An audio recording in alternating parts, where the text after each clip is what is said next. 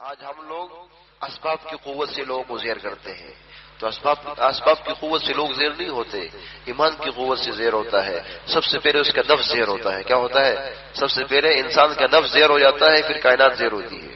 اس لیے کہ آج ہمارا نفس جو ہے زبر ہے، آج ہمارا نفس وہ زبر بنا ہوا ہے، زیر ہی نہیں ہوتا، اس لیے کہ وہ جو خواہش کرتا ہے ہم اس کو پوری کرتے ہیں۔ تو انسان کی ایک خواہش اس کو 900 روپے کا کیا کر دی، مقروض بناتی ہے۔ ایک خواہش بندے کو 900 روپے کا مقروض کرتی ہے۔ ایک بزرگ نے اپنی کتاب میں لکھا ہے کہ اس کی خواہش، اس کے جیب میں 100 روپے ہے، اس کی خواہش 1000 روپے کی ہے۔ اچھا، وہ 900 روپے قرض لیتا ہے کسی سے اپنی خواہش پوری کرنے کے لیے، اور پھر اس 900 روپے کو اتارنے کے لیے ساری کیا زندگی محنت کرتا ہے۔ تو بھائی اپنے خواہشات کو توڑو، اس لیے کہ یہ دنیا کیا ہے، یہ کام کی جگہ ہے، قبر آرام کی جگہ ہے۔ اس لیے ہم لوگ خواہش کیوں پوری کرتے ہیں؟ اپنے آرام کے لیے کرتے ہیں۔ تو بھائی یہاں تو آرام نہیں کرنا ہے، یہ کام کی جگہ ہے۔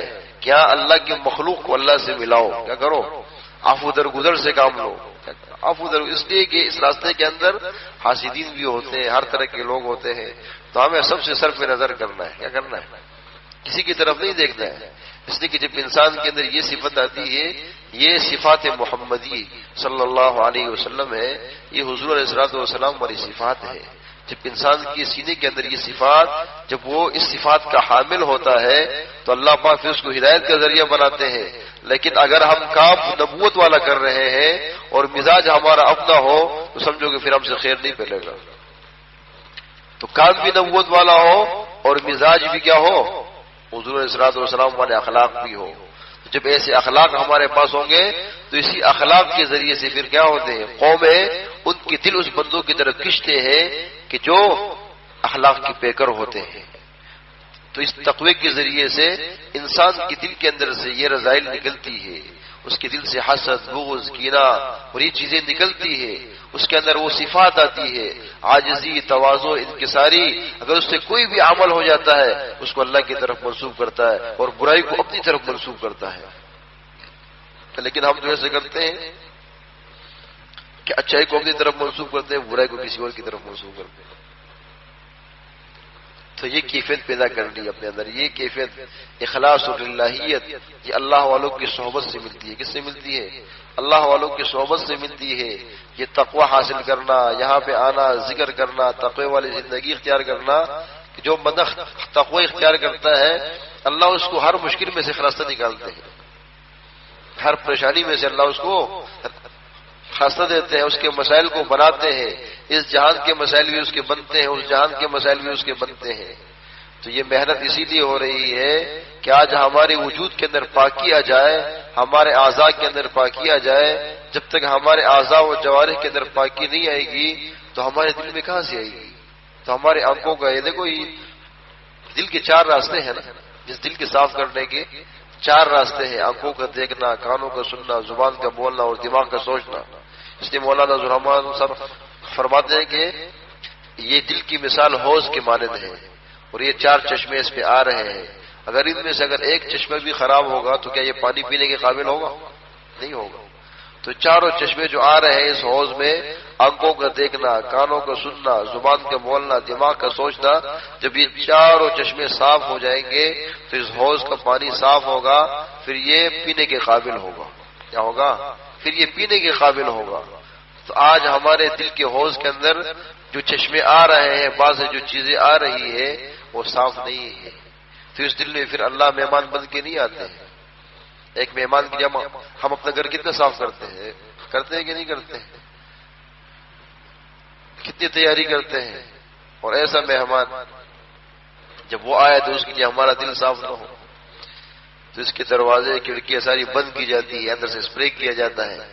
تو جب تک ہماری آنکھیں بند نہیں ہوگی تو ہمارے دل کی آنکھیں نہیں کھلے گی۔ اس لیے کسی شاعر نے کیا خوب کہا ہے، چشم بندو گوش بندو لب بند گرن بینی سر حق برما بخر، کہ اپنے آنکھوں کو بند کر لے، اپنی زبانوں کو بند کر لے، اپنے کانوں کو بند کر لے، اگر تم پر اللہ کی معرفت کا راز نہ کھلے تو آ کے میرا مذاق اڑانا۔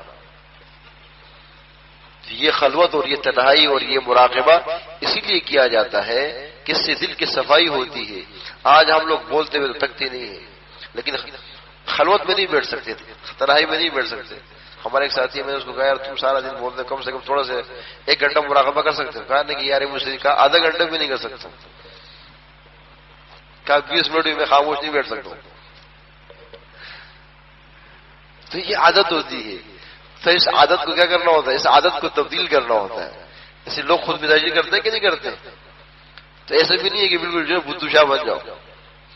اس کے لیے بھی وقت ہوتا ہے. وہ مزاح بھی وہ مزاح ایسا ہو کہ جو حضور صلی اللہ علیہ وسلم والے شریعت کی حدود کے اندر ہو، اس کی بھی گنجائش ہے.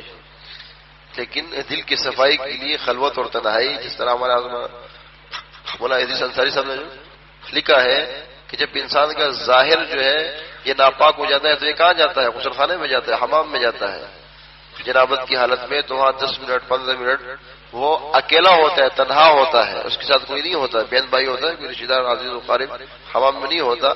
تو غسل کر کے تنہائی میں خلوت میں صاف کر اپنے آپ کو صاف کرتا ہے، پھر آتا ہے، پھر اس کا وجود عبادت کے قابل ہوتا ہے. تو اسی طرح کا اس کا یہ دل جو ہے اس کے لیے کتنی تنہائی کی ضرورت ہے، اس کے لیے کتنی خلوت کی ضرورت ہے کہ ظاہر کی وجود کو صاف کرنے کے لیے تو ہم حمام میں جاتے ہیں، 10-15 منٹ وہاں لگاتے ہیں. تو یہ جو باطن کی گندگی ہے، یہ باطن کی گندگی ہے جو سالوں سال کا میل ہمارے دلوں پہ لگا ہوا ہے، اس کو صاف کرنے کے لیے، اس کو مانجنے کے لیے کتنی ضرورت ہے، کتنی تنہائی کی ضرورت ہے. تو یہ تنہائی اور یہ ذکر، اس لیے حضور علیہ السلام نبوت سے پہلے غار حرا میں جاتے تھے اور 6 مہینے اندر ہوتے تھے، مراقبات کرتے تھے، ذکر کرتے تھے. کسی بندے کو جو نعمت ملتی ہے ویسے ایک دم نہیں ملتی، ان کی پہلے بشارتیں ہوتی ہے. 5 سال پہلے اس طرح آپ علیہ السلام نبوت کی بشارتیں ہوتی رہی. اس کے بعد جب ایک بندے کو کوئی بشارت ہی نہ ہو، کوئی وہ نہ ہو، تو اگر ایک دم اس کو دیا اس کو پتہ نہیں ہوتا کیا ہوتا ہے. تو یہ بشارتیں پہلے سے ہوتی ہے، اس سے پہلے سے صفائی کی جاتی ہے، پہلے سے دلوں کی صفائی ہوتی ہے، اس کے بعد پھر اس کی رنگائی ہوتی ہے. کیا؟ اس کے بعد پھر اس کی رنگائی ہوتی ہے. تو دلوں کی صفائی کرنا، تو ذکر کے ذریعے سے، خلوت کے ذریعے سے دلوں کی صفائی ہوتی ہے. اور پھر وہ مراقبات کے اوپر، اس مراقبے کے اندر جو انوارات آتے ہیں اس سے پھر اس دل کی رنگائی ہوتی ہے. کیا ہوتی ہے؟ اس میں پھر اللہ کی عظمت کا نور چڑھتا ہے، اللہ کی محبت کا نور چڑھتا ہے، اللہ کی خشیت کا نور چڑھتا ہے، پھر اس پہ رنگائی ہوتی ہے. تو پہلے ہم لوگوں نے خریگمال مارا نہیں ہے. کیا اس پہ خریگمال مارا ہے؟ دل میں نہیں مارا. لکل شیء سقالہ وسقالۃ القلوب ذکر اللہ. تو ہر چیز کے صاف کرنے کا، مانجنے کا ایک آلہ ہے، اور دلوں کے صاف کرنے کا آلہ اور مانجنے کا آلہ کیا ہے؟ اللہ کی یاد ہے، اللہ کا ذکر ہے. اس کے ذریعے سے ہم دلوں کو مانجتے ہیں. کیا کرتے ہیں؟ صاف کرتے ہیں، ریگمال مارتے ہیں. جب انسان مراقبات میں بیٹھتا ہے، اس لیے یہ پہلے ذکر قلبی کیوں کرا جاتا ہے؟ لطیفہ قلب پر، روح پر، سیر خفی اخفا نفس سلطان الاذکار پر یہ اس میں ذات کیوں کرایا جاتا ہے کہ اس کے ذریعے سے ان لطائف کو صاف کیا جاتا ہے. کیا کیا جاتا ہے؟ اس لطائف کو صاف کیا جاتا ہے کہ وہ دوری کے جو حجابات ہیں بندے اور رب کے درمیان، 70,000 جو حجابات ہیں، ایک لطیفے کے اوپر جب انسان محنت کرتا ہے اور ذکر کرتا ہے تو اس کے ذریعے سے وہ 10,000 حجابات اٹھتے ہیں. اور پھر جب یہ صاف سلطان الاذکار تک پہنچتا ہے تو پھر یہ بندہ اپنے رب کو اپنے سامنے پاتا ہے. کیا ہوتا ہے؟ یہ بندہ 70,000 حجابات ختم ہوتے ہیں، اس کے بعد سے پھر خرنگائی شروع ہوتی ہے مراقبات کے اندر. پھر یہ حضرت شیخ مجر بسائی رحمۃ اللہ کو یہ چیزیں کیوں بھولی ہے؟ تو ان کی محنت ایسی تھی. حضرت شیخ مجر بسائی رحمۃ اللہ صاحب نے 4 سلسلوں کی محنتیں کی ہیں، 4 سلسلوں کی محنتیں کی ہیں، 4 سلسلوں کی ریاضتیں کی ہیں، اور 4 سلسلوں کے سلوک اور اسباق طے کیے انہوں نے. اور شیخ میر بسائی رحمۃ اللہ فرماتے ہیں کہ اس کے اوپر مجھ پہ اتنی چیزیں کھلی ہے، اتنی کیفیات کھلی ہے، اگر میں اپنے ہم عصر علماء کے سامنے اگر اس کو رکھوں تو مجھے کافر کہے، اور اپنے ہم عصر مشائخ کے سامنے اگر اس کو رکھوں تو مجھے زندیق کہے. تو ہر زمانے کے لوگ نہیں مانتے اس کو. آج ہم لوگ کہتے ہیں شیخ میر بسائی رحمۃ اللہ کیا